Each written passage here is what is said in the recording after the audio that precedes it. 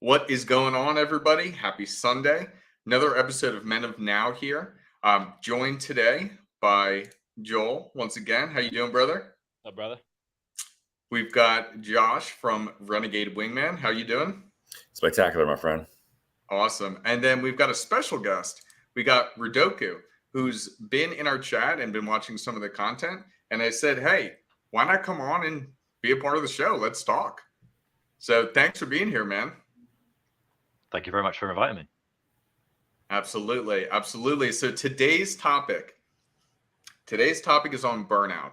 And I was just talking to these guys about it behind the scenes. I am burnt out currently. Today, I feel like crap. I am just exhausted from so many different things I've been working on. And so I thought, what better time to talk about it than right now?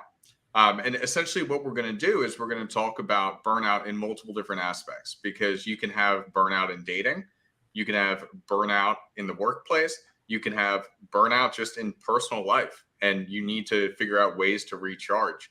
So yeah, that's really the introduction that I have.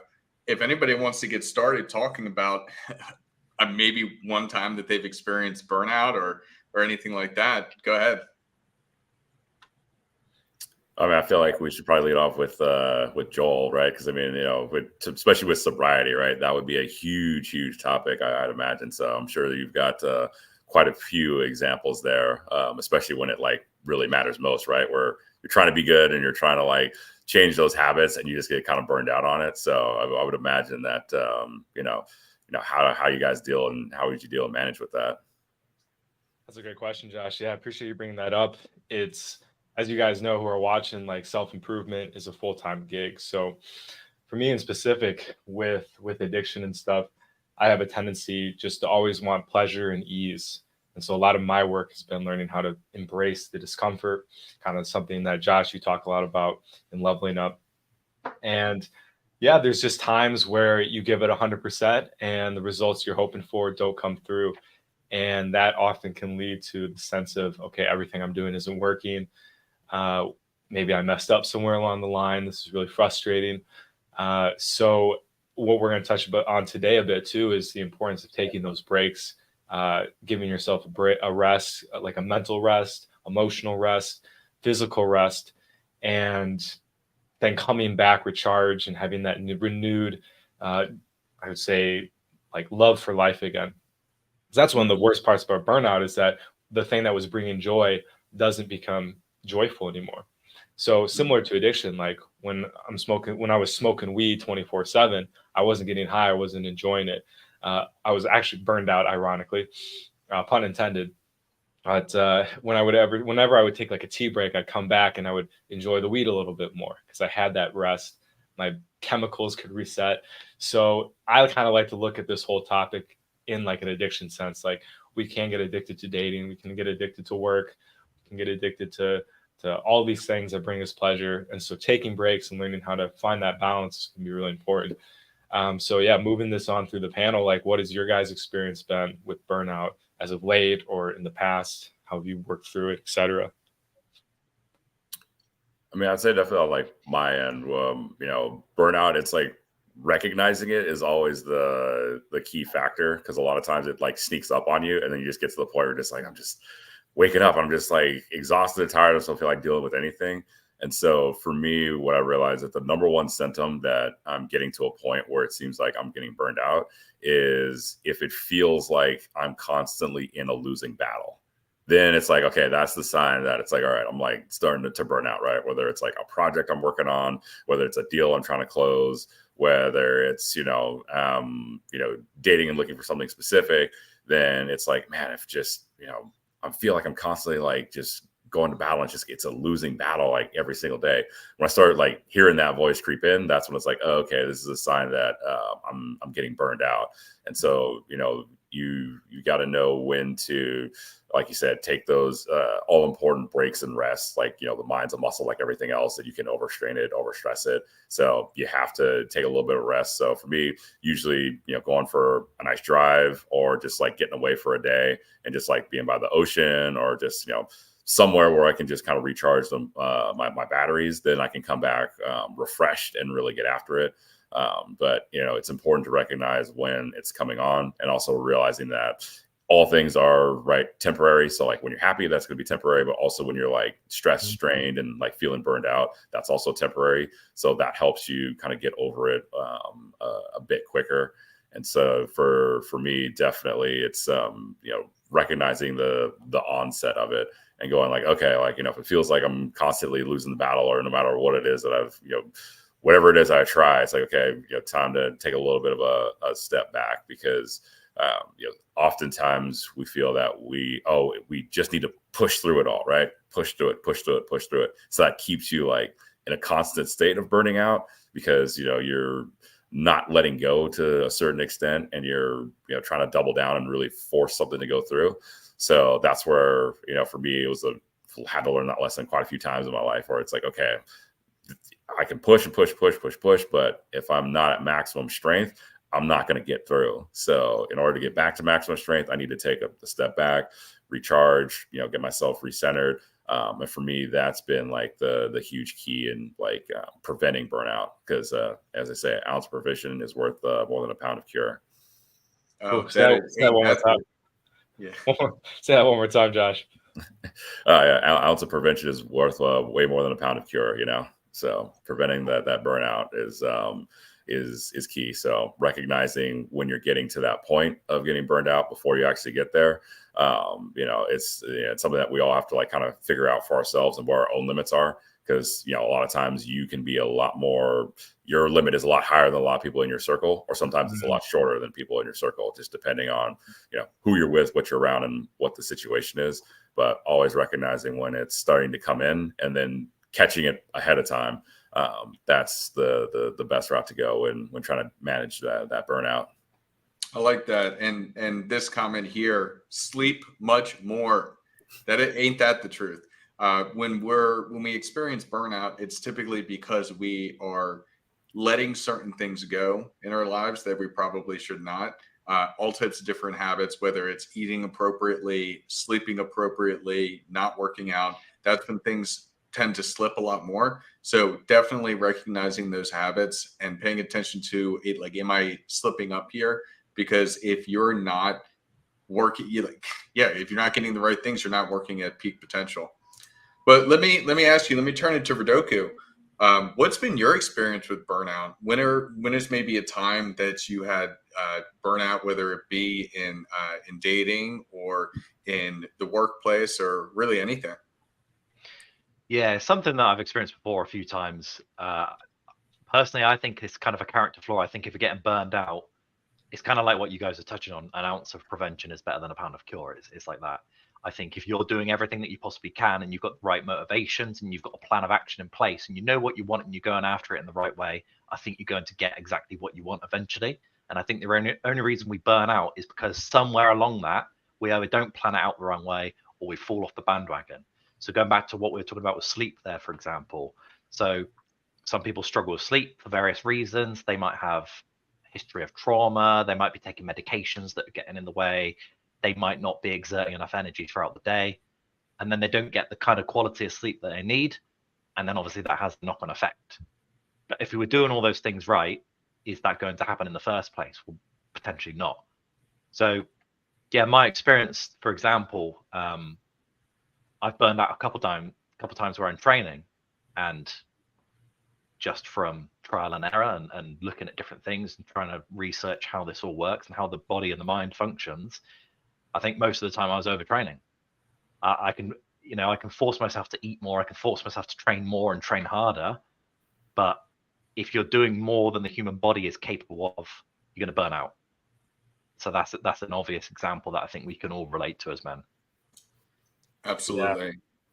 And that's so key because that you brought that up, because in today's culture, and especially like on YouTube, every other message anyway, is like, you got to work 24/7, like no days off, hustle, grind till you can't breathe. And it's such a seductive message, because it's like, sweet, all I got to do is just not stop. But then you get sick. People get sick, they get injured or something like that, especially like at the gym. So how do you guys give yourself permission to take that time off, especially when the culture is inundating you with messages that you can't take those days off? You got to keep going. Got to keep pushing. Well, See, I mean, that's a hard one. Go ahead, Josh. well, I mean, like even God took a day of rest right after raging for 6 days, right? So it's like, looking at those examples. Well, also too, it's good to I learned like to schedule that into the process, because you always want to have those checkpoints where you're just reassessing everything. So it's like, hey, grind, push. Okay, now let's have the debrief, right? Because especially when I work with a lot of guys on the dating coaching side, right? The most important part of it is always the debrief and breaking down. Okay, like let's take a look back, let's analyze, let's see what happened, let's extrapolate the lessons, and then figure out, are we on the correct pathway, or do we need to make some adjustments to get to where it is that we need to go? And that's especially helpful on the entrepreneurial side, because that's where I've experienced the highest amount of burnout has been on the entrepreneurial side, right? Where it's like, I'm working on this project and great, I just spent $17,000 on a PDF. And now it's like, we're going nowhere on this project, right? So having those points where it's like, okay, 1 day a week, right? This is my check-in day. This is my day where it's like, all right, I just rest up, get a fresh set of perspective, and can also kind of review things. That for me is what has been really key in elemental. And also, even though if you want to think about like, the work, grind, that's great. But just again, schedule in that 1 day for yourself during that. So that way you can recharge and reassess. And yes, that's a key part of the grind, right? So like, if you're running a marathon, right, you don't sprint the whole thing. Right. You have your sections that you sprint, and then you have your sections where you really just go kind of in cruise control. So you want to make sure that you build in those cruise control sections. So that way, you're not necessarily like going full speed, but you're still moving and you're making progress in the direction you want to go into. But you do need to have a little bit of that cyclical recharge, because again, we're humans, right? We are not meant to, physically, psychologically, emotionally, like run 24/7 at like max capacity. It's just like there's just no way. So understanding that, you have to schedule that little breaks in there, and it doesn't mean that you're being stagnant or not like going forward. It's actually like quite the opposite. Like you're just being a lot more efficient, and you're also figuring out if you're going in a direction that you really need to be going, or if there's something that's slightly off or not working. So for me, that's how I've managed it. I like that a lot. That's actually how I treat it myself. So every Sunday, like this is actually the only thing that I do today, every Sunday. And sometimes I used to have a lot more things, but now I'm trying to pull back on that, because you do need that 1 day to fully reset. I don't know if do you guys have a day like that, or how do you guys schedule that time to recharge, if you're even recognizing it before you crash and burn? Well, it's funny you asked that. Yeah, this is something that I'm learning. So I appreciate you guys bringing this up. It's funny. I go to support meetings for work addiction. Can't say what it is, just for privacy of the group, but you can kind of put two together. If you guys remember that show where they would just smoke weed every day, those three dudes, that's what it is.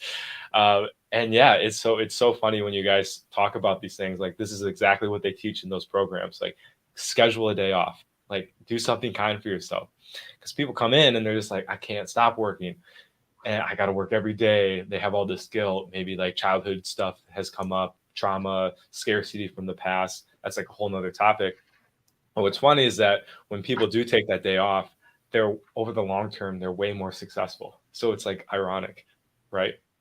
And like we get pissed when we come in because we're like, dang it, we're working 7 days a week for the last 3 years. And this person's way more successful than me. What the heck? And it's learning that, yeah, it's super important to take that time off. So for me, after this stream, I'm gonna chill out and watch some YouTube. It's something I'm like giving my self permission to do like once a week, and watch maybe a movie or something and just kind of zone out. So I'm stoked for that personally. Oh yeah. How about the rest of you guys?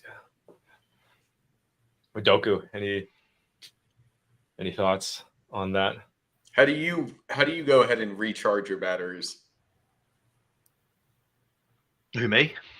Oh yeah. Mm-hmm. Yeah. For me, it's just doing some things that I enjoy. So 5-6 days a week, really 6 days a week, I'll be doing all the things that I need to do. So I'll be working long hours, going to the gym, eating right, all these different things. but you have to have something that you enjoy doing, because it recharges you, it gives you energy. You have to find something that gives you energy. So if the thing that gives you energy is going out and socializing because you're an extrovert, I think you have to go out and you have to make time for that. You don't find time, you make time, because these things will improve every other aspect of your life.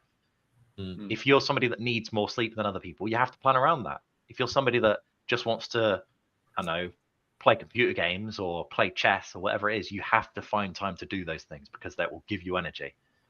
And those things are going to tick you over for the rest of the week as well. And it gives you something to look forward to. So it's not just about the momentary desire, but it's also, you get a dopamine hit about saying to yourself, tomorrow I'm going to be doing this thing that I really enjoy doing. And I think that's really important.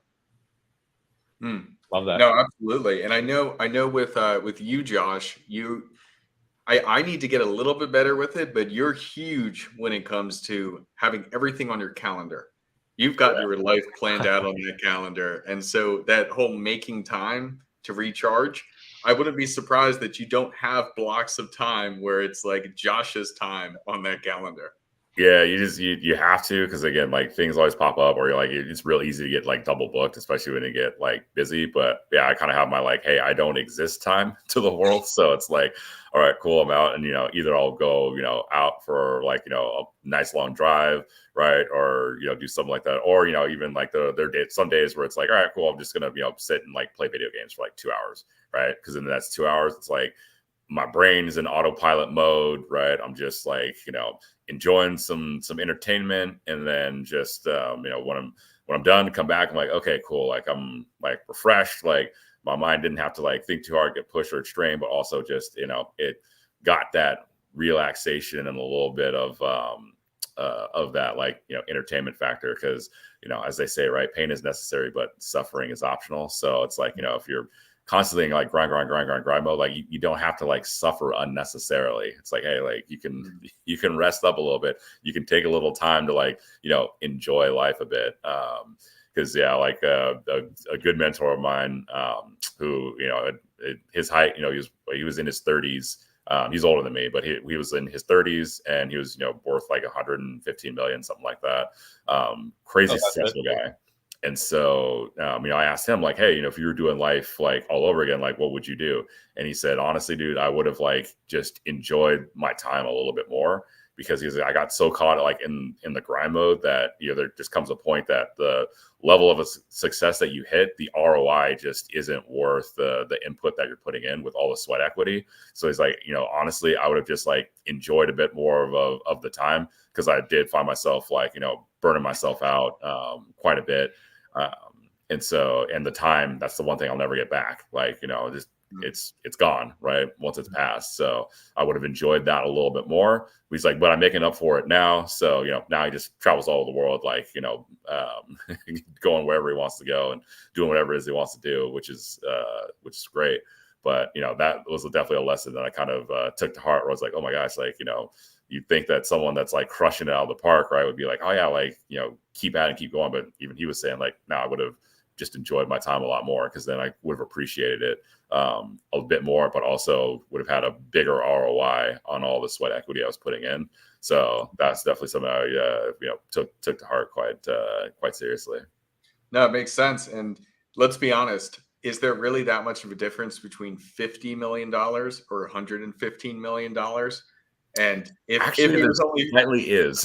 Well, I'll tell you what that difference is. Yeah, it's like when you're more, in his words, right? If you go, once you get above 50, then it's like that's where the ROI really starts taking a bit of a nosedive, because he's like, yeah, dude, my days went from like being able to kind of like enjoy what it was I was doing to like it's all phone calls with like lawyers and asset managers, because the assets have to be managed, and like all this stuff. And now you're getting to a point where like you become like a really huge target. So, you got to like defend the castle constantly. But see, that's what I'm saying. Is there really a difference for like what you get out of that money?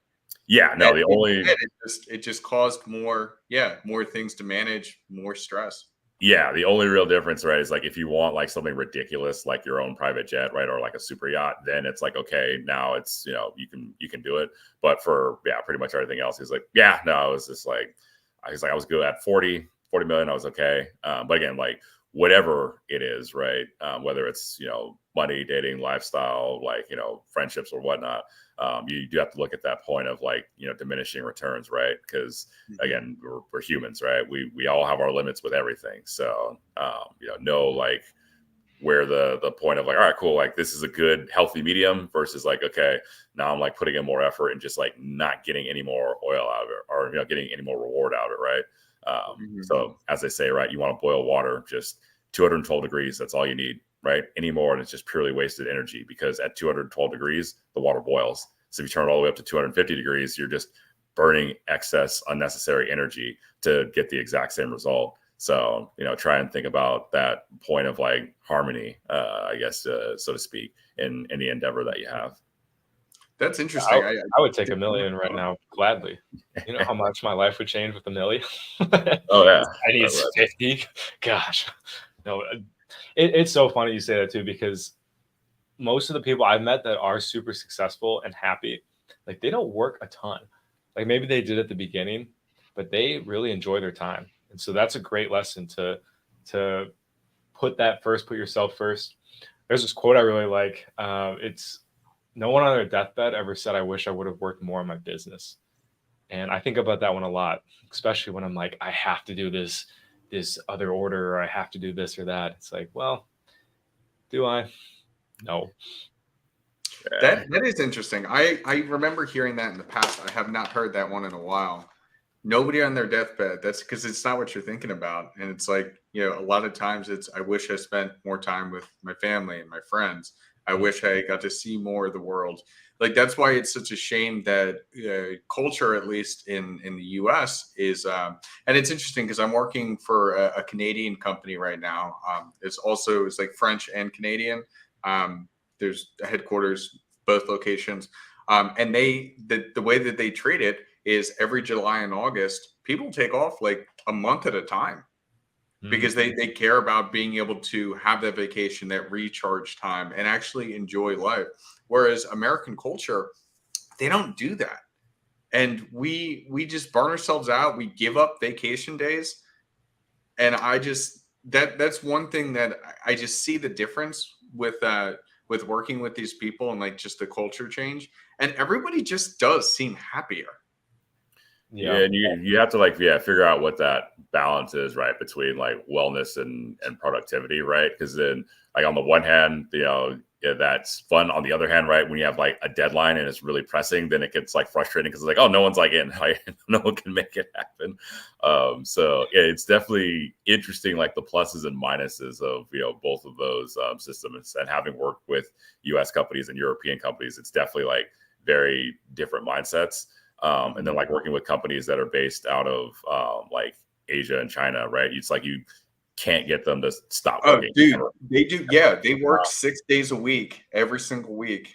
Yeah, it's unbelievable. I used to nowadays, and I'm just like, whoa. Dude, it was unbelievable. I used to work for a company where I was in charge of one of our product lines out of the China factory, and once they like understood their culture and like talking to them, I was just like, what the heck is going on? As you said, it's 15-hour days, 6 days a week. Yeah, nonstop. And then they're like, oh, can we do like, what else can we do? And you're like, sleep. Like, rest, like, it's all in love, something. Yeah. It's ironic. Well, we appreciate them because most of the stuff that I'm using today is from China. So without their hustle, maybe we wouldn't be doing this live stream. But at the end of the day, I'm not going to remember this computer or this mic stand, right? I was wanting to point that out too. Like, I just came back from Poland. Josh, I know you do some travel in Europe as well. And they're just so much chiller than the US. Like, after like 4 or 5 p.m., everyone's like out. They're like down by the water 7 days a week. And they just they're like happy. And it was such a culture change because here, everyone's got at least where I am anyway, everyone's just got that like serious look on their face because it's just hustle and focus and grind. So I like what you said. There's such a difference between cultures. Yeah. I mean, look at, right. And sometimes you just have to look at like, again, just because you work 8 hours a day doesn't mean you're productive for 8 hours a day. Right. So it's like, if you have like 4 hours where you're really productive, all right, then like, make those 4 hours really productive, right? So and again, that comes down to everybody kind of knows what their limits are, right? Because there's some guy that like, is just crushing it right now, right? And he's like working like 10-hour days and he's like absolutely zoned in like the full 10 hours. Hey, if that's like you, great. That's, amazing. But there's other people that are just like, they get caught in the grind and burn themselves out because they're, only good and productive for like 5 hours. And then like the extra 3, it's just like, trying to slog and like, figure out through. So yeah, you got to know like your own, personal limitations. And so that's where, hey, as I say in my industry, right, you can't measure what you aren't monitoring. So, keep track of things, right? I want to push back a little bit on that. Yeah. Okay. So you Let's said do it. people need to understand their personal limitations, but I don't know if that's entirely true. I think that's a fallacy that we tell ourselves and that we tell other people, because it's on your perspective. If you get somebody who's come from a war-torn country and they are just happy just to be alive and living in a wealthy Western country where they've got all different freedoms that they never had growing up for the first 25 years of their life. If you tell them they have to work 12 hours a day, 6 days a week, they might be perfectly happy with that and they will never ever burn out because they're so content with what they have access to today. It could be so much better that they will just never burn out.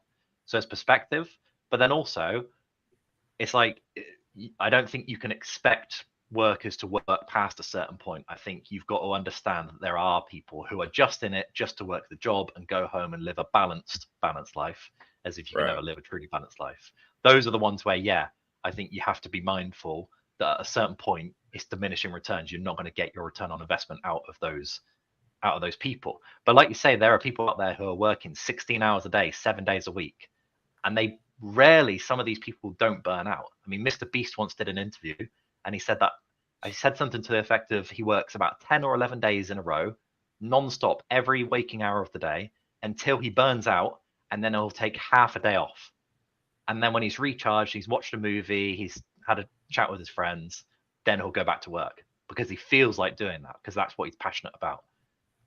It's just the way that some people are. But if you've got those ambitions and you've got those goals, you're not going to burn out as easily. If your goal is to be the best in the world or something, you're not going to burn out like somebody who doesn't have that ambition. Yeah, and that's again, I think that's where it comes down to, right, knowing like what your personal limitations are, but also like knowing what you personally like want out of things, right?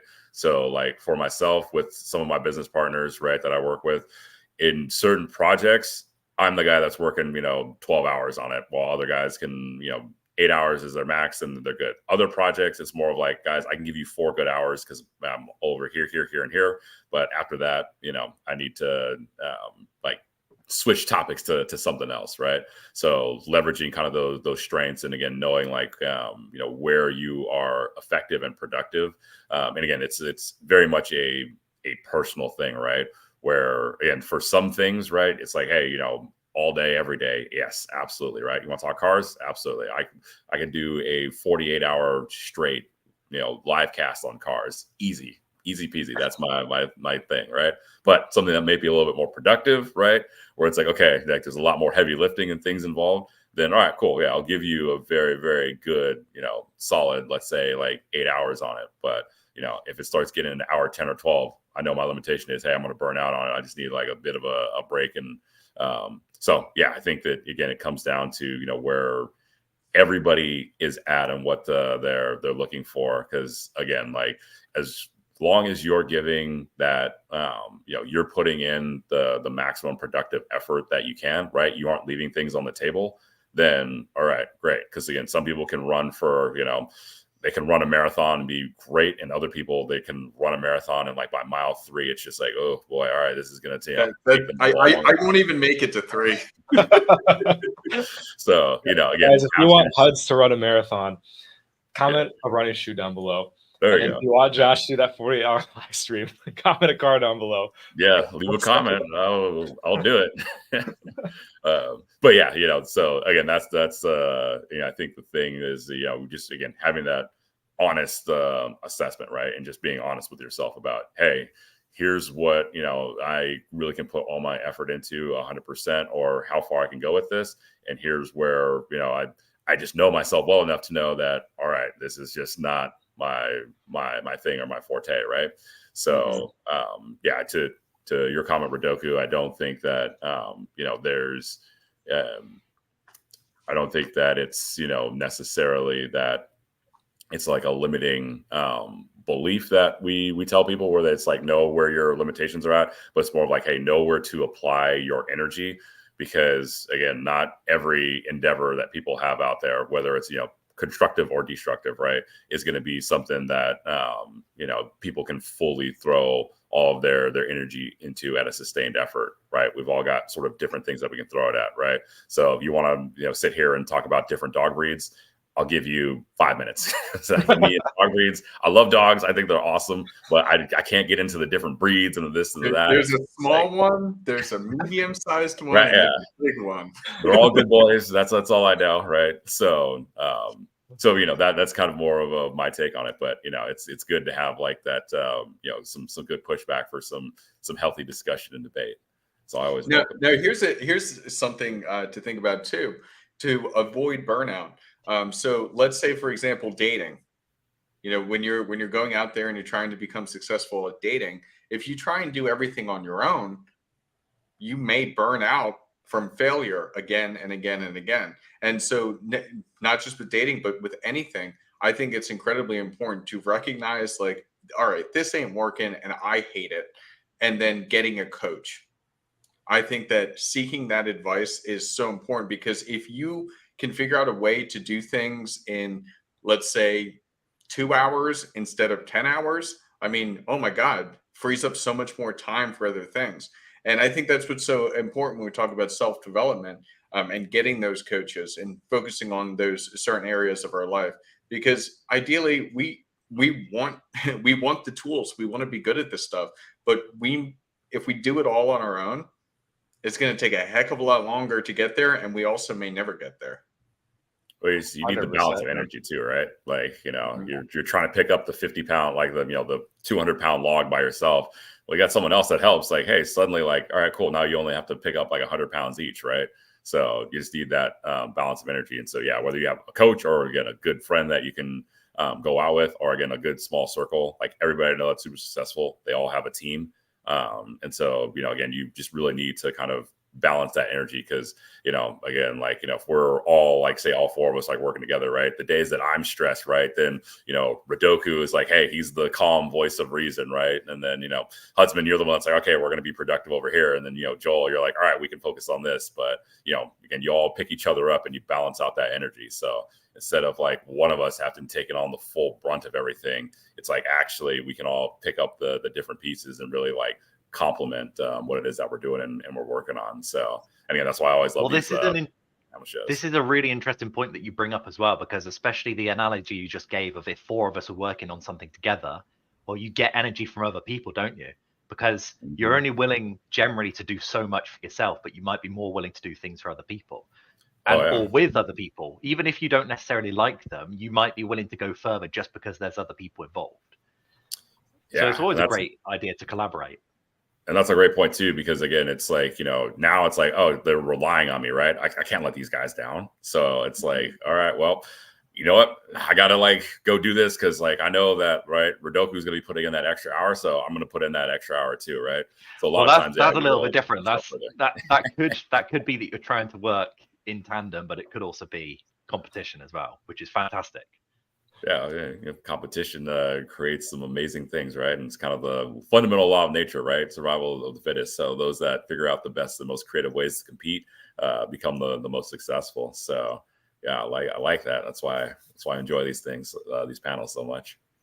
Absolutely. Speaking of, instead of us having to carry 25% of the work on this stream, now we only have to do 20% because we got Mr. Jaron joining us.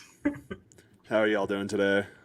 Doing good, brother. Thanks for hopping on. Yeah, we were just talking about burnout, different ways that we've experienced it, ways that we address it, and so happy to have you. Oh God, good topic. I'm dealing with that too. I got to the point today where I'm not going to, well, I always say I'm not going to do anything today, but for those of you who have been in the gym, there's rest days and there's active rest days. So I'm still doing stuff, but I'm just kind of dialing it down a notch. You guys know for a while, as Josh mentioned, he goes to Europe quite a bit. I was there for about a month or so this summer. Got back literally to the date. It's been a month since I've been back, and I have not stopped. I have not taken a day off. I have not taken a rest day in the gym. I've not really had much time for myself. I've forced myself to go out socially, but when I do it, it's kind of like, oh, okay, well, I should be working. I should be doing something else. And when I was in Europe and the Middle East and the Mediterranean, I kind of felt guilty for allowing myself to have that vacation or that experience with my brother. I haven't backpacked around with him and more than a decade, and the entire time I was there, it almost got in the way of me enjoying the full experience, although it was a lifetime type story that I'm glad I had. So today I got up normal time. I'm like, God, I feel weak. Like my body just feels kind of beaten down. So we're going to have an active rest day today. Nice. I like that. I was talking about that before. That's what I had said to the guys before we got started. It's like, guys, I feel like crap today. Like, I am officially burnt out. And so, like, this is the one thing that I'm doing today. But then outside of that, I'm actively forcing myself to have a rest day. Yeah, my girl I have here right now, we went out last night, so we did a barbecue in the afternoon, but there's a ton of people there, so it wasn't nearly the calories I need today, and I'm training pretty hard and doing cardio and intimacy on the side, which I count as a cardio session. So doing that a couple times a day, and then got up this morning like, God, I'm hungry, and I don't know what I want to eat. And so, let's cook something. I'm like, I don't even know if I want to cook today. I'm just kind of out of it. And then Josh, I'll be up in your neck of the woods here in a couple of days to head to Splash House with one of the top 1% guys. Yeah, I will definitely. So that'll beat the piss out of me. Yeah, I would definitely catch you guys on that return trip because we're both coming back in town the same day. So. Oh yeah. But that being said, I do unfortunately have another prior commitment that I have to make my grand exodus from the stream. But so I will go back from the 20% now back to 25%. But everybody's only getting an extra 5%. All right. So. I'll carry your load. No, appreciate you guys. Thanks, Josh. Have a good one. And happy birthday. Happy birthday. Yeah, thank you guys. Appreciate it. If it's not on a Facebook notification or it pops up in my calendar, I don't know anyone's birthday, including my calendar doesn't exist. Yeah, right. I forget it's my birthday half the time. Hey, take care. See you, brother. Alrighty.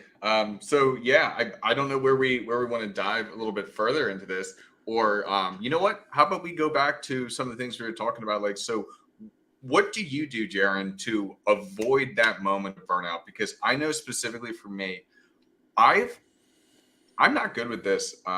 I've burnt myself out to the point that I've overslept for work before multiple times. I've overslept meetings. I've completely forgotten about super important deadlines. So how do you recognize that you are going in that direction so that it doesn't happen? Because we've lived a lot of life so far, and we've obviously gotten better over time. So I'm curious what your method for doing so is. Yeah, I'm a checklist guy, so I've got little notes all over here, and then just strike things off as I need to get it done. So that kind of helps me. It's here in front of the computer. I spend most of my days on the computer. If something comes up, then I'll jot it down. I don't like to task switch too much, so. You guys know we were talking kind of behind the scenes these last couple of days about some things we have going on, and I'm looking for a new full-time job. So I stack all my interviews together, put them all together. So in the first one, you're kind of rusty, you're just getting warmed up. Second one, you're in the grooves, and then I'll put them in order, the ones I'm most interested in, and then by like the fourth or fifth one, you're just on point. You just know what you're doing. You knock them out of the ballpark, and then after that, then I'll take a moment to kind of mentally decompress, maybe go for a walk, maybe get up and get a drink, go to the gym, come back, shower off, get cleaned up, and then have kind of a refreshed mental state, and then go on to the next big block of tasks for the day. So I try to bunch things together that are similar type tasks. If I'm doing analytical work, then I'll put all that together, and then I'll segue into the creative type mindset as the evening goes on. So those things kind of help me, although to be honest, I find myself burning out fairly often too, because when I want something, I want it now. I'm highly impatient, and that can lead to burnout. But then I go on the other side. Then I go to the other side of the equation where, okay, I'm feeling kind of burnt out. I need a break. I need to be enjoying life kind of. I was in in the live stream or watching earlier before I popped on, as Joel was saying, get to the point where like, okay, I need some leisure. I need some time for me. And then when I do that, almost immediately I'm like, well, I should be working. There's something else I could be doing. So I'm still really trying to kind of find that balance. I found that structuring your day in a certain way helps me quite a bit too. So most of my days look exactly the same. I had a business coach years ago, and he gave us an activity called How to Map Your Perfect Day. So my perfect day, it's usually just get up, take my supplements, get ready for the day. I'll go to the gym either in the morning or midday. If I go midday, maybe I'll do a quick walk in the morning just to get out and see people and get some fresh air on my face, and then start working. Again, go to the gym midday or either in the morning, and then just work. And then as the sun starts to set, and I usually try to time everything with the natural rhythm of the sun going up and down. As the sun starts to set, I start to what I call go through a shutdown sequence. So I do the 1 meal a day thing. Sun's going down. I'll play guitar for a bit. Usually I have a girl over. We'll cook something or we'll order something. We'll eat, and then we'll put something stupid on TV to fall asleep to. And that's usually what most of my days look like. So that can help avoid burnout. But again, it's that energy behind it. If all of your days look the same and you're still just gotta go, then eventually as you compound a bunch of those days together, then you get to the point where you're like, whoa, I'm tired and I don't even know why. I was like that yesterday before I went out, ended up falling asleep 2-3 p.m., took a little nap, got up. I'm like, oh, I have a couple events tonight. I gotta go put my face out there, do the social game. And in Mexico, it's a huge place where people work a lot of hours. I believe Japan, like China, are probably number one. Mexico's right up there. They work very long hours. They don't get paid a lot. But once they're off work, they're off. And they're a very fun society. So they really know how to let go here. And although I've been living back and forth here for the course of the last 20 years, I still am quite American in that sense, where I'm sitting there having a good time, shooting the shit, and I'm in my head just, oh, there's things I should be doing. There's something I should be doing more important right now. Although my friendships here are quite important, and I am putting in the effort to make sure that I don't negate my social bucket of my life. Jared, why do you think that is? Like, why do you think you have that voice that's constantly like, yo, you gotta go. I have that same thing, so I'm curious what you've investigated within yourself. Yeah, like a lot of things, I think it goes back to childhood. So my parents split when I was real young. My mom was working a bunch of jobs. I kind of raised my siblings myself. We lived with my grandparents. They had a farm. So I remember when I was a kid and we first moved out with my grandparents, my grandpa said something along the lines of, there's no free rent here. So that means, no, we're going to have to work. So usually sun up, you're doing chores, you go to school. We lived way out in the country, so it was a bit of a commute to get to school.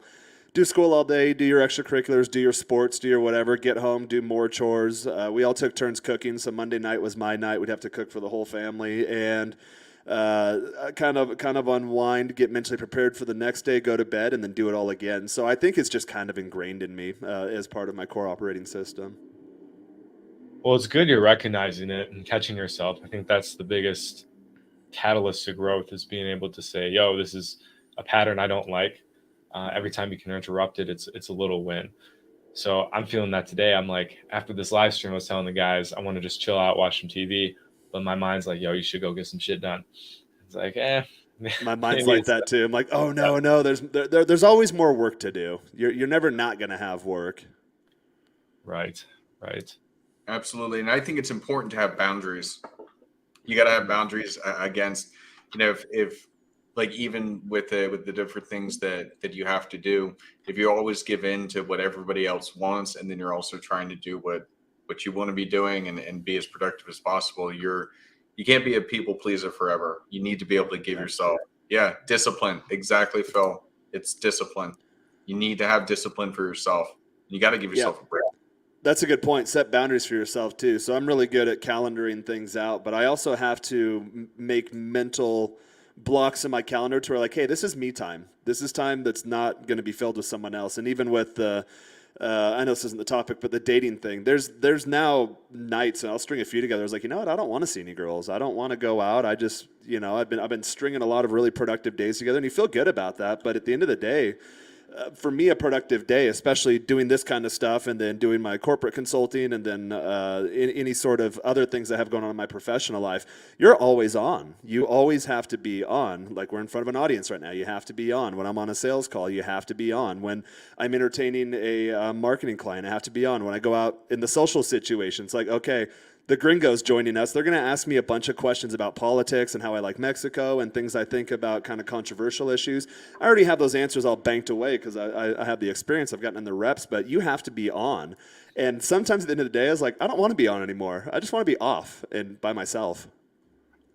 That's one of the dark sides of the hustle culture and becoming successful in whatever craft you get into is that, yeah, you got to be, there's more responsibility. I'm with you guys too. Like sometimes I just want to be back when I was like 14 and I just, had everything cooked for me and I could just play video games all day. Now, do I really want that? Dude, isn't it funny how when you're a kid, you can't wait to become an adult. And then when you're an adult, you just wish you were a kid again. The cruel mystery of life. Yeah. Being said, though, it's definitely like I would take this and having to deal with this pressure over being lazy and a bum any day, which is what I was for a period of my life. So this far outweigh the cons of this far outweigh the cons of the other life.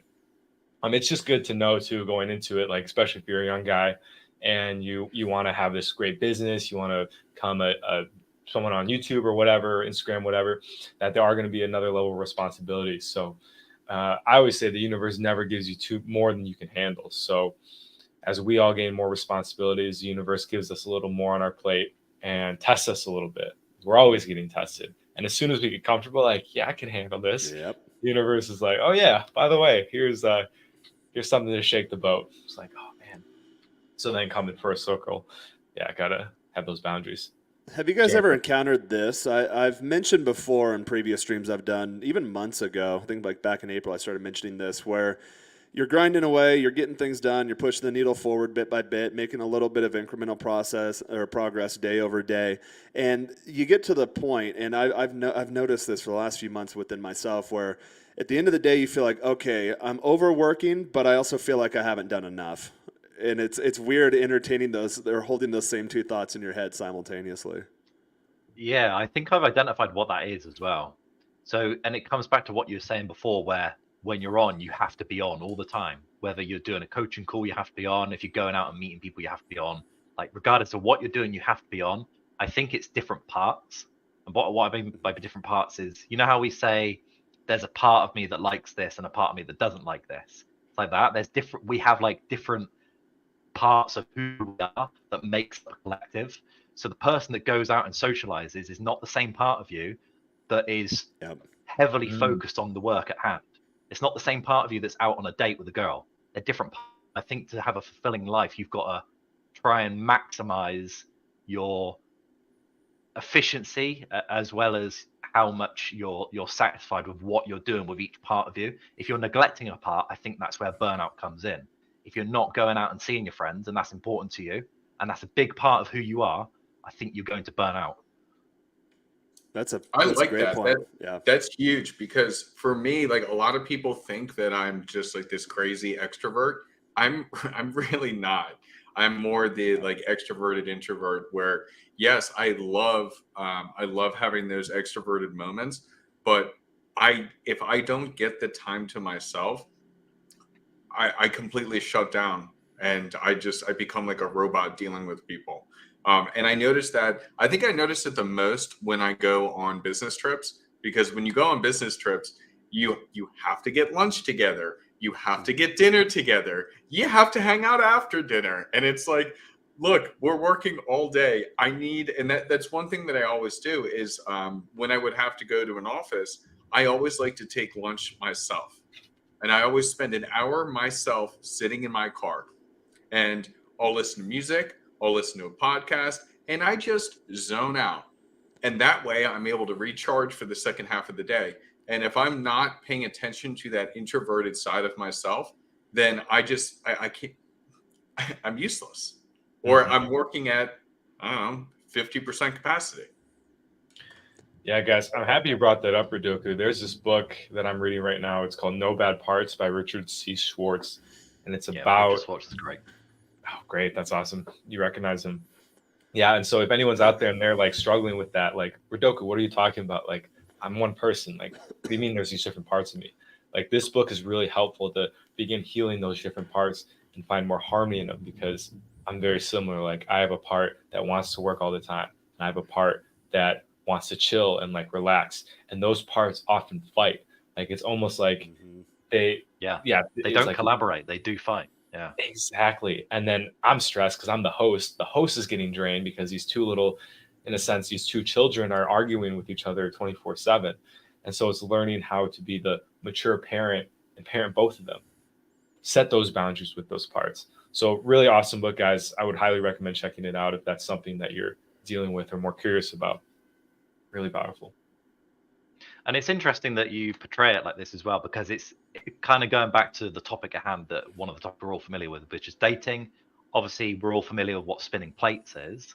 I think you kind of got to do the same with yourself. You've got to look at all the different parts of who you are and go, just like you would have maybe a girl in your life that you see once a week. If you don't see her once a week, she might drop off as a plate.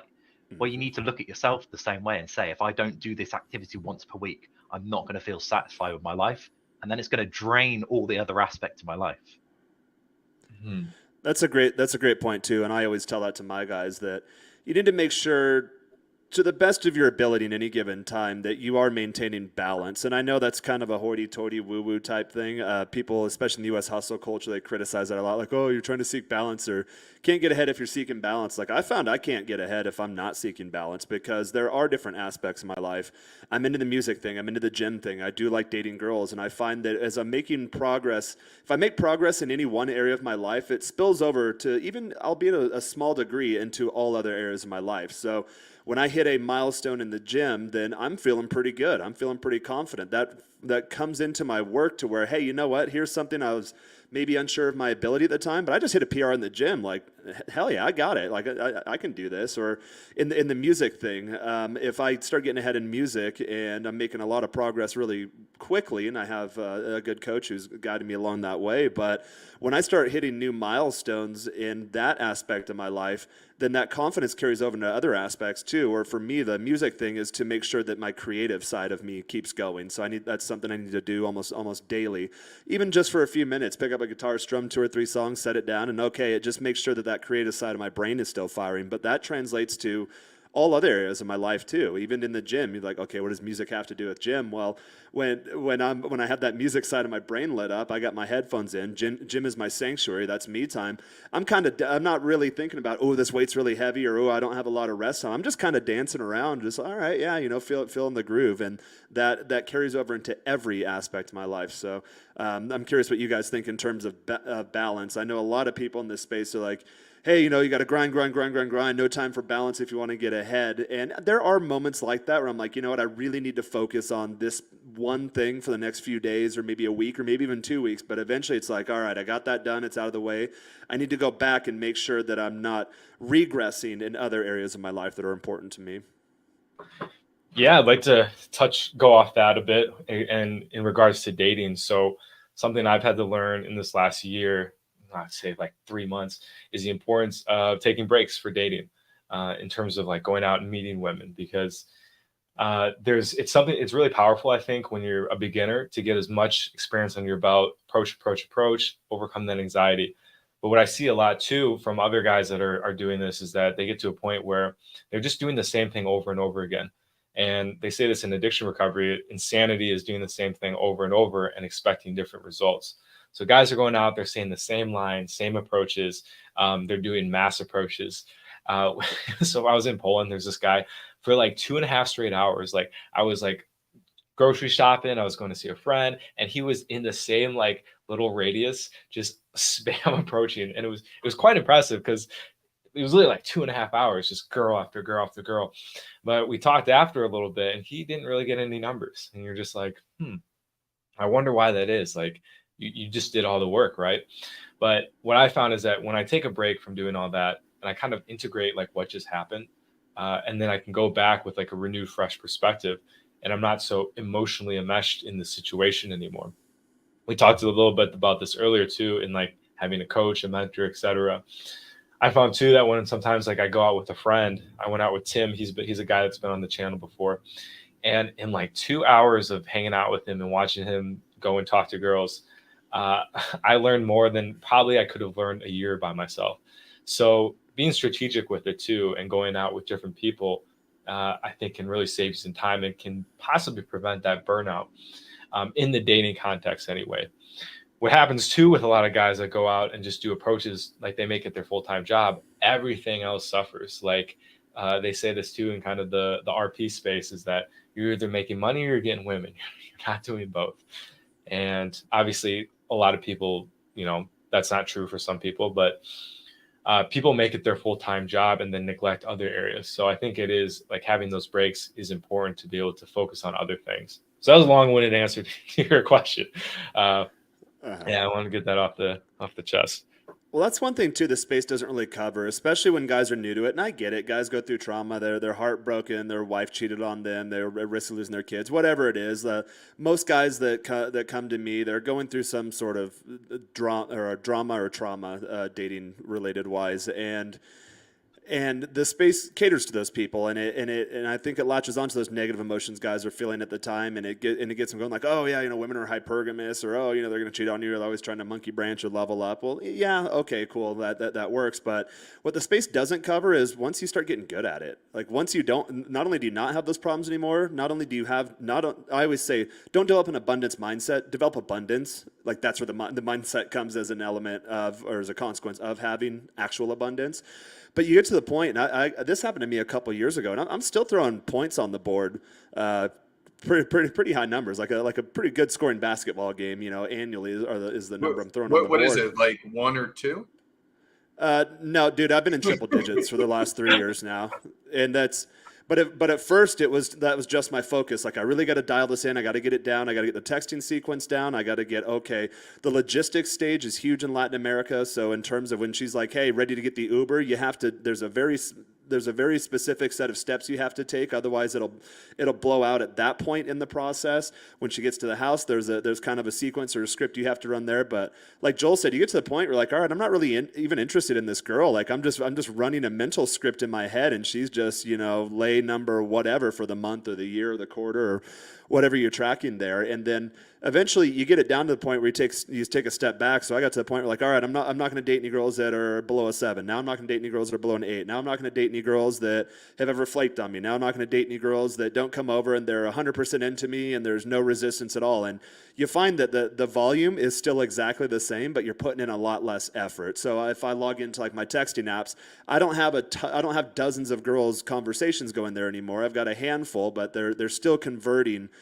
at the paces I have for the last couple of years. But you eventually get to the point, and this has happened to me, especially in dating, where you do get burned out. You get to the point where like you're not even excited to see a new girl or a girl that's really into you, that you really have built a good relationship with, that you have some depth with, that you have shared experiences and stories with, to where she comes over and you're like, oh, I have to bang this chick. Like it's her one time a week, and she's looking forward to seeing me all week. But what she doesn't know is, she's girl number whatever this week for me. I'm like, God, I'm just tired, but I got to put in my maintenance work in the bedroom. And no one in the space really talks about that in terms of like, hey, one, what is success? And then two, what happens when you are successful? And then how do you manage that? And those are topics that I know with my channel and our channels and us collaborating on here, those are areas I'd like to start discovering at some point, because the manosphere completely looks over that.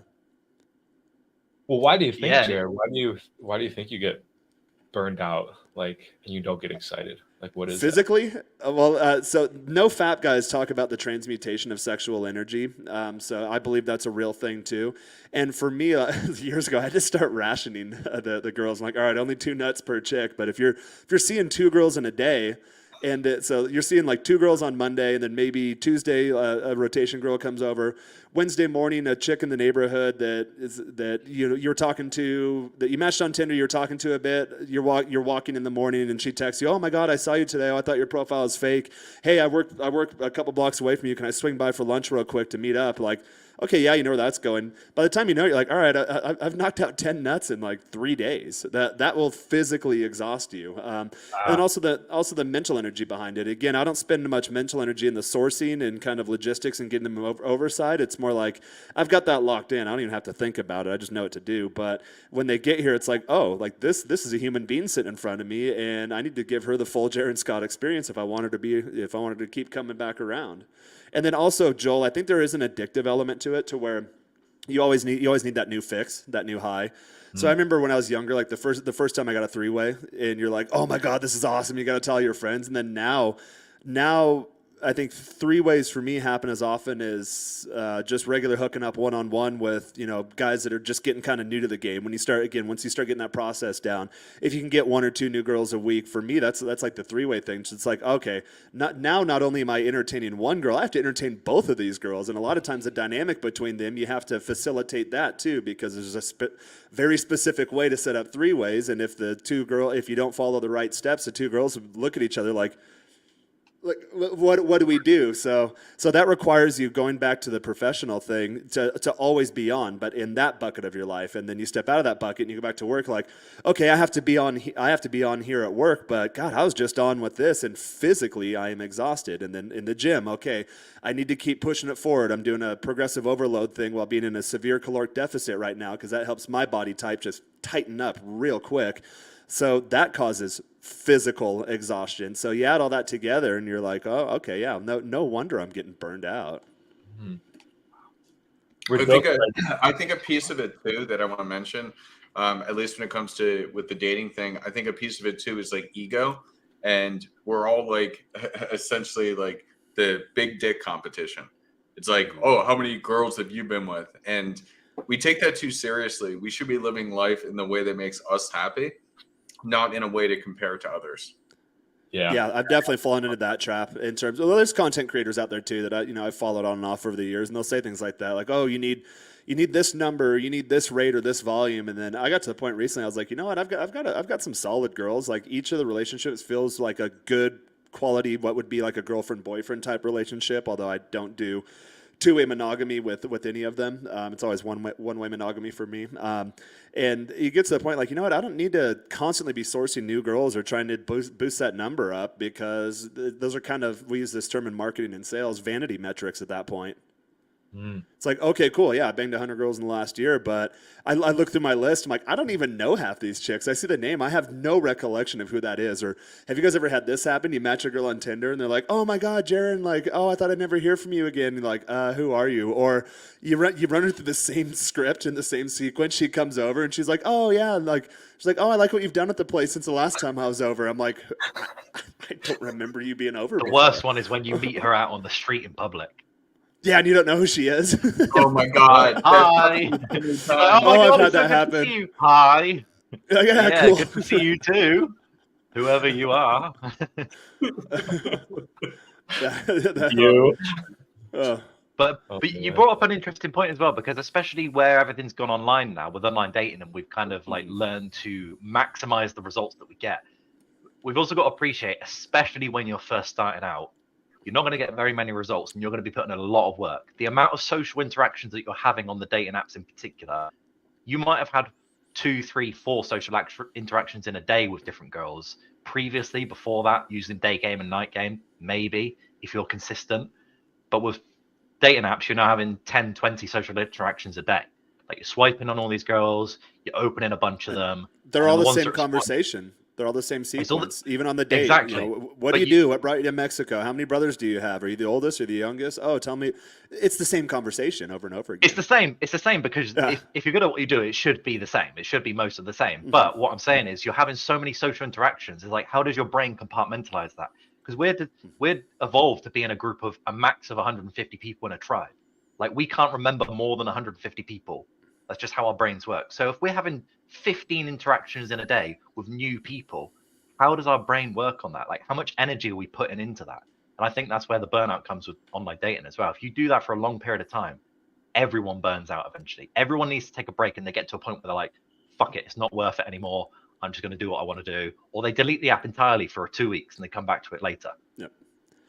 That's a fantastic point. And you mentioned, let's use the number you threw out there arbitrarily, 15 conversations or social interactions via a digitally mediated app. In my case, it's predominantly Tinder. That's just one app.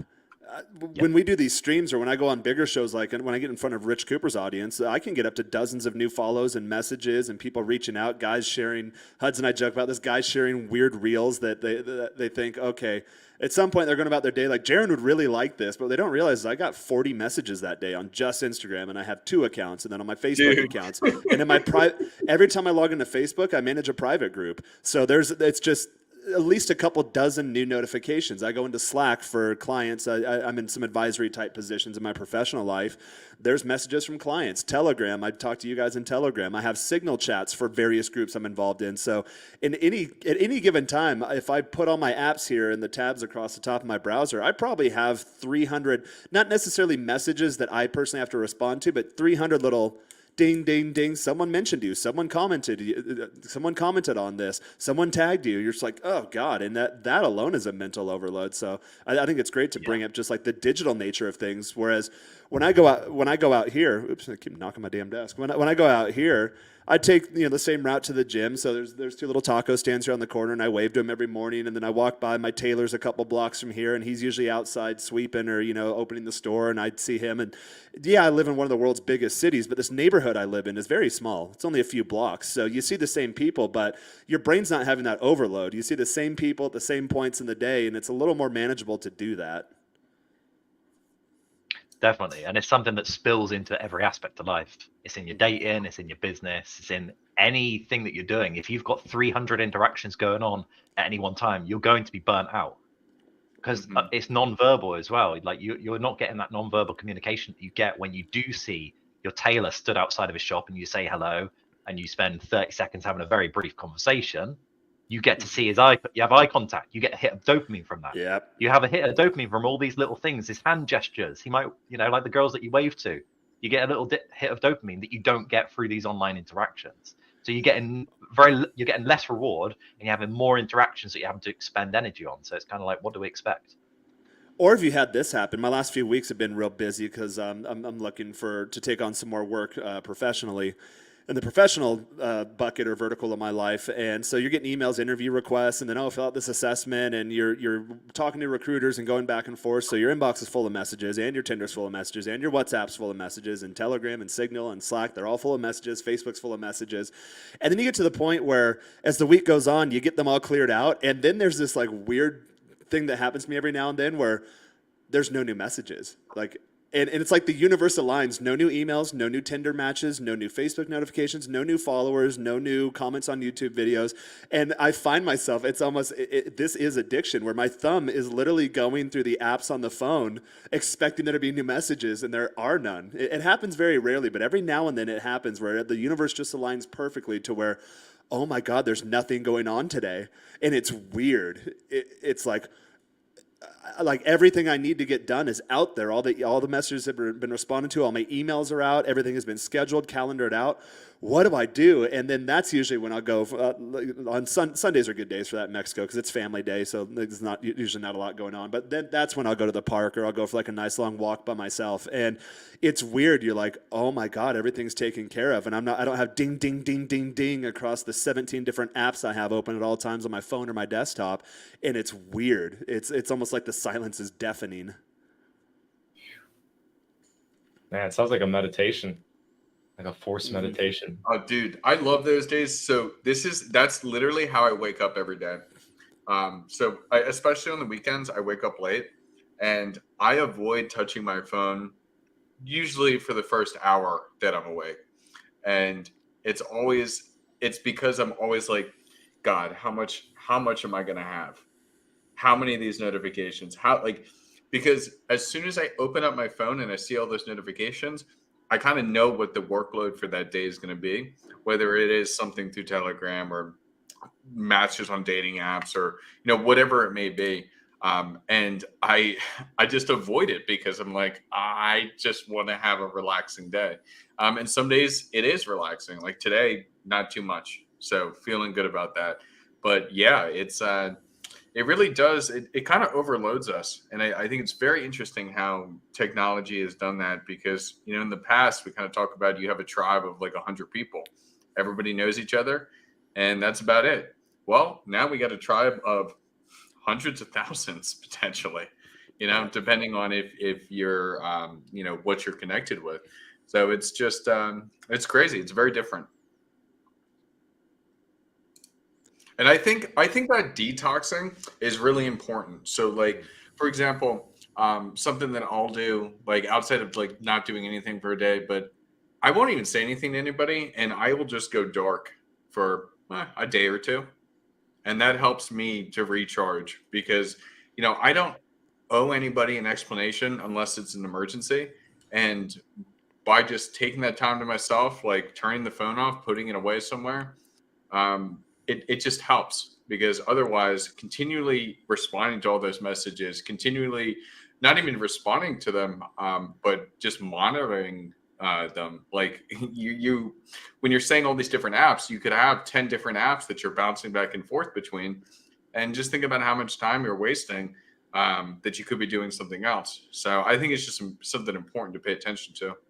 I like that idea of digital detox. That's something I advocate a lot too. And your last comment jogged an interesting point to me in terms of, so we're having a live conversation right now. Yes, it's digitally mediated, but HUD's just made a point, and then that brings points to my brain, and then I make points, and then Joel makes points, and then Rodoku can make points.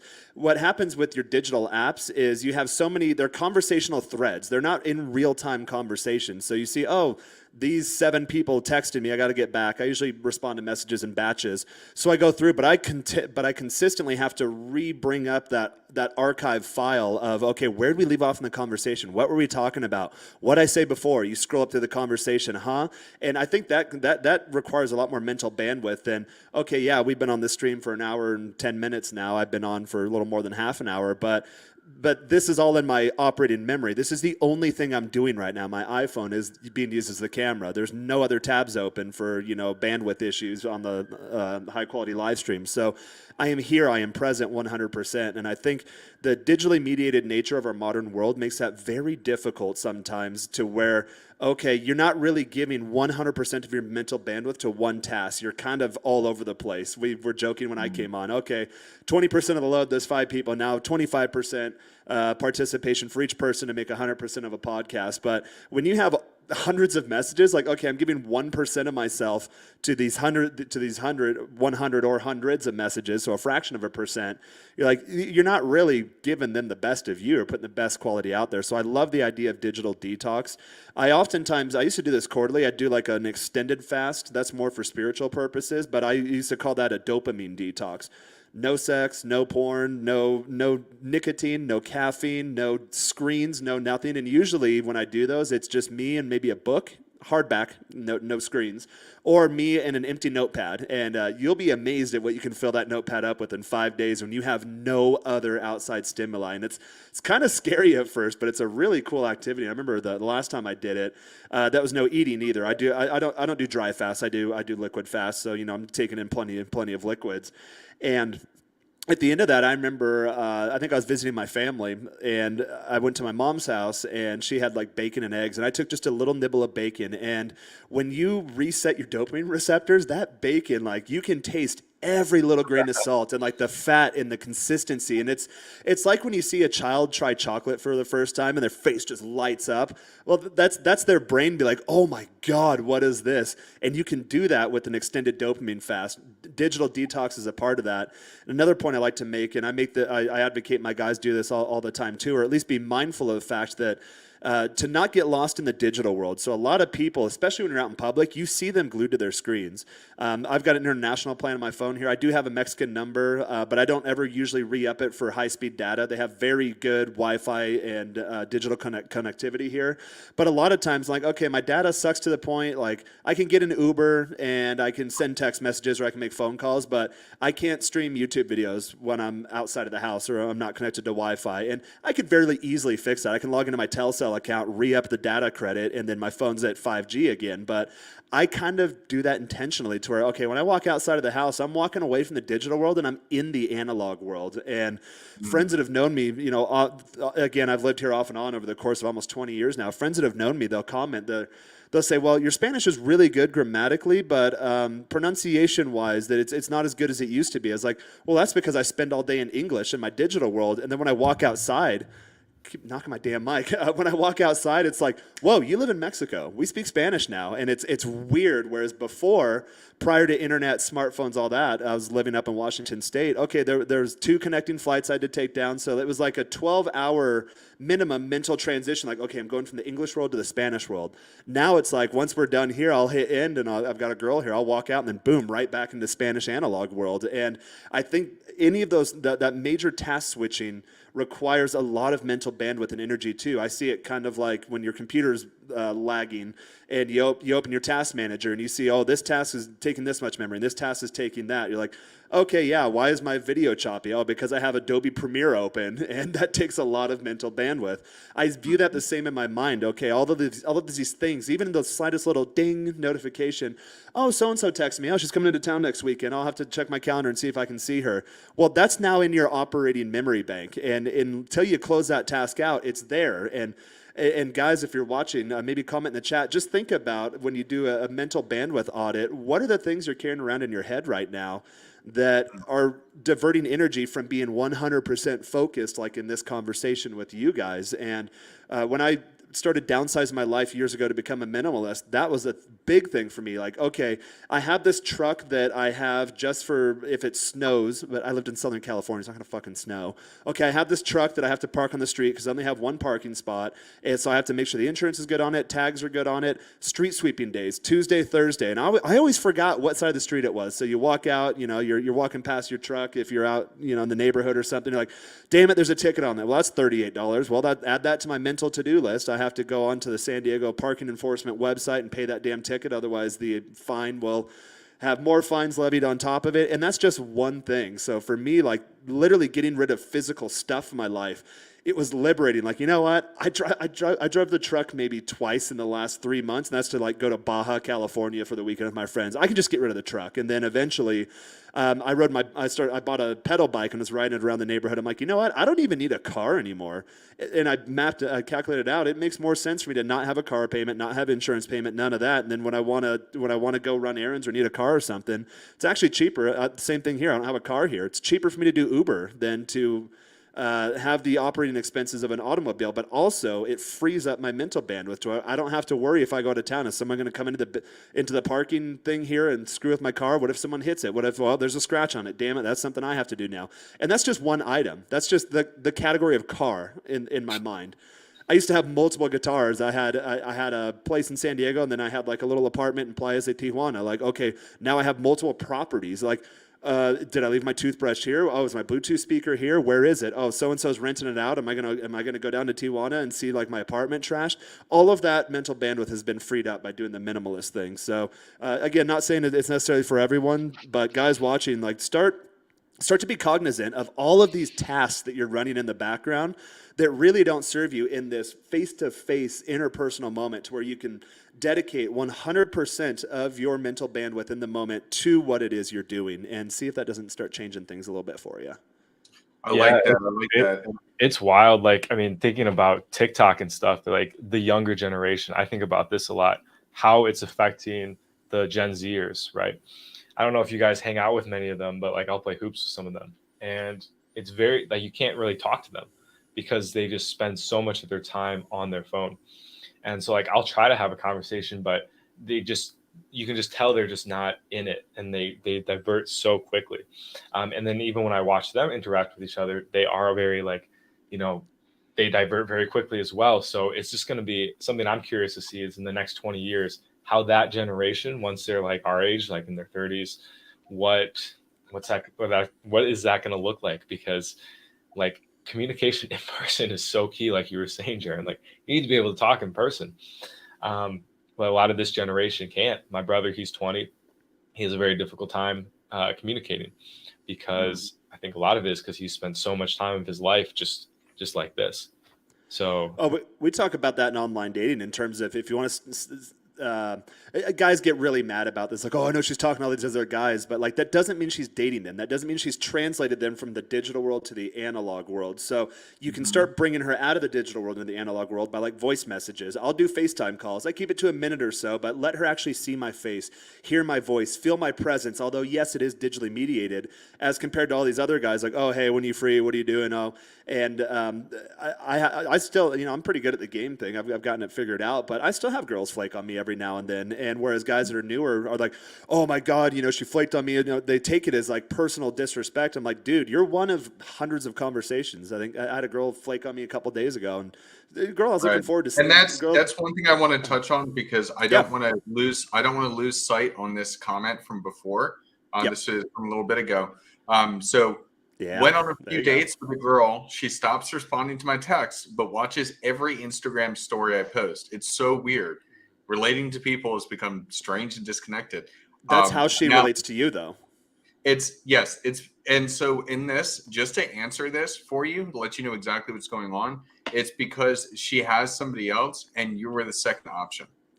That's why she's not responding to you, but she's still interested because she likes you. It's just she likes one other person more. Yeah, and if she feels you pulling away, she'll start liking your stories. Then she'll drop little comments. I have girls do that all the time. When I post a story, they'll drop something like, oh, I did one the other day of me singing. And then a couple of girls like, oh my God, you sing well. Or, oh my God, come sing for me. And then I don't remember the girl of the conversation. A lot of girls, if they flake, I unfollow them. So I click on their profiles, and a lot of girls here have private profiles. So I don't even remember who it is, but I scroll up to the conversation. I'm like, oh, we've tried to set plans, 2 or 3 times. Last time we exchanged a message on Instagram was like 6, 7, 8 months ago. So I don't even remember who she is, but what she does, she'll reach out to you. Although you can scroll through the conversation and see like, hey, we had plans, and like we were at the point in the stage where I'm like, hey, send me your address and I'll get the Uber over right now, and then nothing. Oh, they love to do that here in Mexico, but that's because she doesn't really want to see you. She wants to be top of your mind, and that validation is a dopamine hit for her. So for me, when they reach out, oh my God, like I'd love to come over and have a serenade, and I'm like, the last 2-3 times we said that, we locked down dates and times, and then just nothing ended up happening. No, I'm not gonna do that with you. Or now what I do is like I'll just set the date, and I just know in my head, like I don't even put it on the calendar. I just know I'm gonna flake on her. But it's not that she actually wants to see you. She wants that validation of knowing like, hey, a guy that looks like this, who sings like this, who lives in this neighborhood, who hangs out with this class of people. She sees your story, she gets a glimpse of your life, and then she notices like, hey, like this guy hasn't reached out to me in a while. What the hell's going on? So little heart face, and they want you to respond, and they want you to try to set the date, and then so they can flake again. That gives them a lot of times more of a dopamine boost than actually coming over, hanging out, and hooking up with you. Man, there's so much to this. Grand Raba again says people can't sit in the sauna without a phone. I brought that up. I was at a sauna a few weeks ago, and thankfully it was like I didn't know this going into it, but it was like a naked sauna. It's like, like that kind of shit. You don't want to bring a phone in there. But what's funny is that once people left, I did bring my phone to get a cool Instagram story. So even I couldn't even not just sit in a sauna without my phone. It's a bad example, Joel. Yeah. Rich Cooper asked me that all the time. He's like, Jaron, when you travel, you never post any stories until you get back home. I'm like, when I'm traveling, I'm in the moment. Like the last thing on my mind is red pill stuff. Or when I was on the other side of the world, Mexico was just a word in my thought sphere. It was this weird kind of obscure topic that really didn't mean anything to me. And then actually, as the plane's coming here, I do like flights because you're literally in a transitional space. So mentally, like, oh, I'm coming back into Mexico. And then you step off and everything's in Spanish. You're like, whoa, different world. Whereas 12, 14, 16, 18 hours ago, it was just this. Mexico is just a word. It was an idea. It didn't really mean anything to me. So when I travel, the guys tell me all the time, you should do a vlog. It'd be really fun to document your adventures. I'm like, when I'm on adventures, I'm on an adventure. The last thing I want to do is fuck around with my phone. That would completely kill the experience. But I do sometimes. If there's, you'll notice on my stories, I do a lot of transitional spaces. So if I'm at a train station, airport, I'm walking, I'm like, oh yeah, I can use this for some B-roll footage, and then take some pictures. But a lot of my content comes from pictures that other people take. But I've found that now my friend group, usually when we're together, I went to 2 different events last night. There's 0 pictures documented of it because we were engaged in like a really cool conversation, and then I had to leave that one social event, go to another social event, and then come back to the first social event. And it was just pure conversation, good energy, high vibes. Not a single person pulled out their phone. Right. So you get a lot of energy from living in the moment, which I think we all Yes. do to some extent. You can just enjoy a social interaction. You can enjoy dancing, whatever it may be. I think you got to look for those opportunities. And you're right. If you're looking for balance in life, then you've got to seek those sort of things. I mean, everybody knows this to some extent. Everybody knows that you want to go on a holiday at some point, whether that's some people do it every 2 months. Some people it's every 2 years. Could be more than that. Some people it's once every 5 years. But at some point, people want to have a break from their day-to-day life. They want to be thrown into a different routine and then just recharge their batteries. Eat some delicious food, some things they wouldn't normally consume, do some activities and events they wouldn't normally participate in, and then come back to their daily life and they feel refreshed and recharged. And generally, what you find is they'll be quite hesitant about re-engaging in their day-to-day life as well, which is quite interesting. If you've got a terrible life, then I can imagine that's probably the case. Here's a weird one, and people always call me a weirdo. I posted a story the other day. I was walking to the gym, and it's the rainy season in Mexico City right now. So it'll be bright and sunshine, and then within 20 minutes, it'll roll in, just torrential rain, and then clear up again in 40 minutes or an hour. Sometimes it'll rain all night. But the other day, I got caught in the rain literally at the halfway point between my house and the gym. So I had a decision to make. Like, I'm going to get soaked no matter what I do. Do I continue to the gym, get a good workout, soaking wet, or do I go back home and then push it off for tomorrow? I decided to power through it, and for whatever reason, just being in the gym completely soaked. Of course, no one else was there, so I love being in the gym by myself. No one else is there. The little girl working at the desk, like, hey, we're going to put on my playlist and just fucking crank it. I'm tired of listening to reggaeton. Usually I have the earphones in, but we're going to put on some good music and just fucking blast it. It's me, myself, and I in this gym, and it's piss and rain outside. But I remembered in that moment, this happened a couple weeks ago, how refreshing that was. And I remember when I was younger, I used to like going for walks in the rain without an umbrella. Like, obviously, wear beach style clothes or something, but just get completely soaking wet. And yeah, it's uncomfortable at first, but there's something about that for more kind of like your hippie-ish or woo-woo type people, which I'm into that stuff too. It's grounding, and you need to make sure that you're able to ground yourself too. Like actually just going outside, putting your bare feet in the sand, putting your bare feet on grass, having the elements of nature hit you in the face and the cold drops. Like it does refresh you, and it kind of wakes you up. It turns on a new side of yourself that I think a lot of people, especially guys watching this type of content, a lot of guys get addicted to this red pill type content where that's all they do. They don't leave the house. They live vicariously through their favorite content creators. Like, oh, if Jaron gets laid, it's like me getting laid. And like, yeah, or like, and Rich's channel, Jaron versus Moff. I'm like, we're friends in real life. Like, there's no beef between us. Oh, well, Josh says this, but Jaron says that. I'm like, bro, we hang out together. Like, we view the world in different ways, but like, we're still friends. So guys get sucked into that. And then, so do something simple. Like, hey, when it's raining outside, like go outside with your shirt off and just like stand in it. You see it in old movies too. And like for little things like that, doesn't have to be getting soaked on in the rain. That's just an example, but do things that kind of snap you out of that and then allow you to interact with nature and the elements and realize like, oh, like I am a organic human being in an analog world that is of this earth rather than building your identity and your entire existence around pixels on a screen. That's I think the digital world does cause a lot of burnout too, because again, your dopamine receptors are constantly firing, constantly. There's one book satisfy here the parts you've been ignoring. Yep. There's this book, Power Now. You guys have probably all heard of it. Really great for practicing this stuff because just like Jaron said, it's about being present, which is something that takes practice and a lot of people do not learn.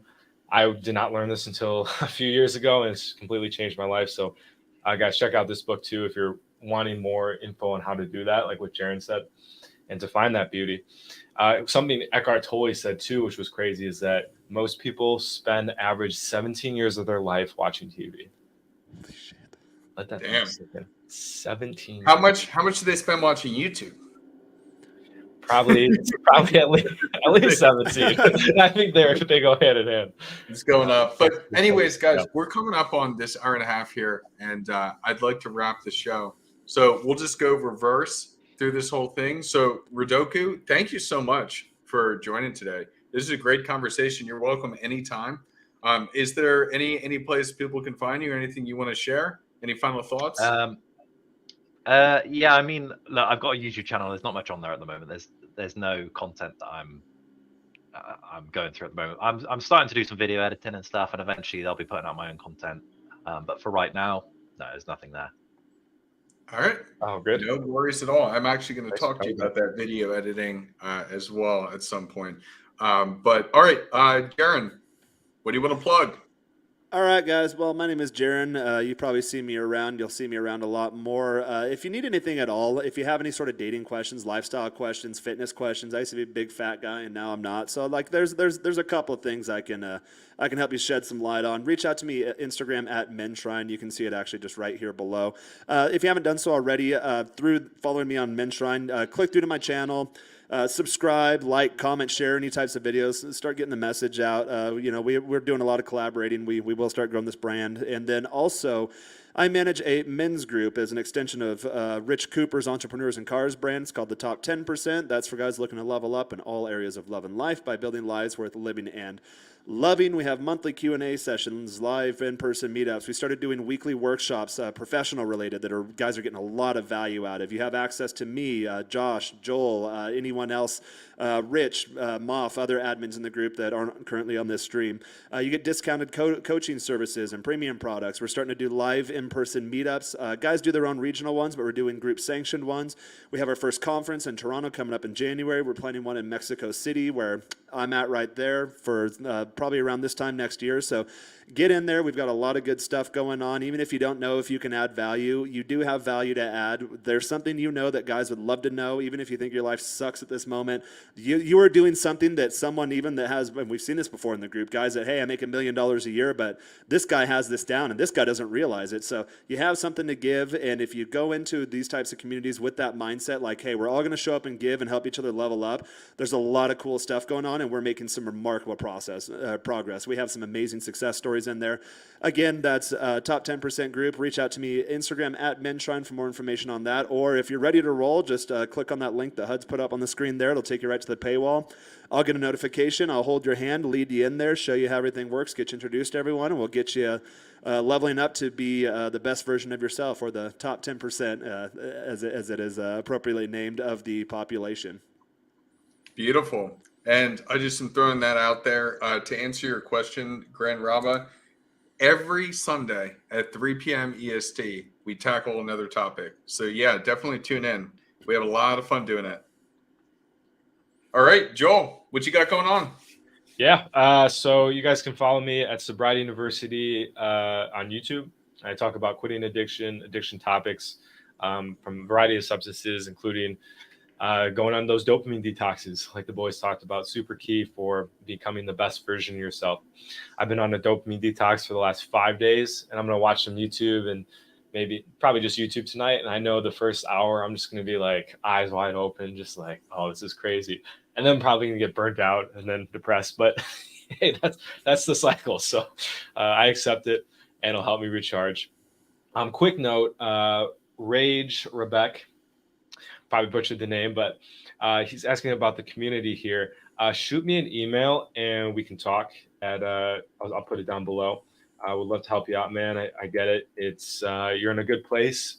They say recovery is for people that want it, not need it. So the fact that you want this means that you have a great chance of success. So happy to help you out with that. You can shoot me an email at this. And then other than that, yeah, thank you guys for coming on today. This was fantastic. And I gained a ton of value as always.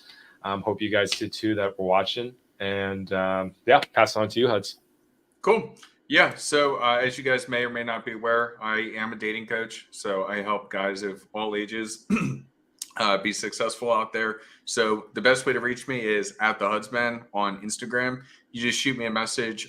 We can get something figured out. And then stay tuned. As I had said, every Sunday at 3 p.m. EST, new topics. And we're just going to keep, being men of now and building up men of now so that we can live better lives. But without anything else, I just want to say thank you again to the panel. Thank you to everybody that tuned in. Enjoy the rest of your Sunday. Peace out. Like, comment, share, subscribe. Yes, sir. And the notification bell. Oh, yeah, that's a big one on my channel. Yep. All right. See you guys. Yeah.